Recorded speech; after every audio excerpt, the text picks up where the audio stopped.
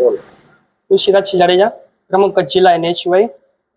આજથી લગભગ 3 મહિના અગાઉ JB ઠક્કર કોમર્સ કોલેજમાં અખિલ ભારતીય વિદ્યાર્થી પરિષદ ABVP નો કોઈ કાર્યક્રમ હતો, જેની અંદર પ્રિન્સિપલ દ્વારા બધાને ફરજ પાડવામાં આવી કે આ કાર્યક્રમમાં હાજર રહો અને હાજરી આપો, જેની અંદર VC સાહેબ પણ હાજર હતા અને સ્વયંભૂ વિદ્યાર્થીઓને કાર્યક્રમમાં નહોતું બેસવું, તેના કારણે તે લોકો બહાર નીકળી ગયા કાર્યક્રમમાંથી। કાર્યક્રમ સ્વતંત્ર, કોઈ પણ વ્યક્તિ સ્વતંત્ર છે, કોઈ પણ કાર્યક્રમમાં બેસવું તેના માટે કોઈ પણ વ્યક્તિ તે લોકોને જબરદસ્તી પૂર્વક બેસાડી નથી શકતા, ત્યારે સ્વયંભૂ રીતે વિદ્યાર્થીઓ પોતાની બહાર નીકળી ગયા। તેના કારણે લગભગ 150 વિદ્યાર્થીઓ બહાર નીકળ્યા હતા, પરંતુ 5 વિદ્યાર્થીઓને ટાર્ગેટ કરી અને વિદ્યાર્થીઓને સસ્પેન્ડ કરવામાં આવ્યા અને તેમને શૈક્ષણિક કાર્યથી દૂર કરવામાં આવ્યા। આજે લગભગ 3 મહિના થઈ ગયા। અમે અગાઉ પણ VC સાહેબને મૌખિકમાં રજૂઆત કરી હતી, પરંતુ VC સાહેબ ને ટાઈમ નથી। VC સાહેબને આજ રજૂઆત કરવા આવે ત્યારે પણ એ તેમના કાર્યક્રમમાં વ્યસ્ત છે અને તેમનો કાર્યક્રમમાં મહેમાન ગતિ કરવામાં રસ છે, માત્ર તાઇફા કરવામાં રસ છે, વિદ્યાર્થીઓનો કોઈ પ્રશ્ન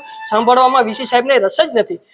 ત્યારે આજરોજ અમે જ્યારે રજૂઆત કરવા આવ્યા કે અમારી સ્પષ્ટપણે 2 જ માંગ છે કે તાત્કાલિક ધોરણે વિદ્યાર્થીઓને સસ્પેન્શન રદ કરવામાં આવે અને આ લોકોને 3 મહિના સુધી જે લોકો હેરાન કર્યા છે, પ્રિન્સિપલે પોતાની સત્તાનો દુરુપયોગ કરી અને આ લોકોને સસ્પેન્ડ કર્યા છે, તેમના ઉપર પણ શિક્ષાત્મક પગલાં લેવામાં આવે અને તેમને પદ ઉપરથી દૂર કરવામાં આવે। જો પ્રિન્સિપલને કોઈનો આદેશ આવ્યો હોય અને કોઈના આદેશના આધારે એ લોકોને સસ્પેન્ડ કર્યા હોય તો અમે પ્રિન્સિપલ શ્રીને પણ કહીએ છીએ તેમનો ખુલાસો કરે અને એ લોકો પર પણ કાયદેસરની કાર્યવાહી કરવામાં આવે। અને જો આ લોકોને ABVPની ચાપલુસી કરવી હોય અને ABVPના ઈશારે કાર્યક્રમ કરવો હોય અને ABVPના કાર્યક્રમ વિદ્યાર્થીઓનો ABVPના કાર્યક્રમમાં ઉપયોગ કરવો હોય તો હું તો સાહેબને કહેવા માંગુ છું, તમને રાજીનામું આપી દેવું જોઈએ ને ABVPનો ખેસ પહેરી લેવો જોઈએ।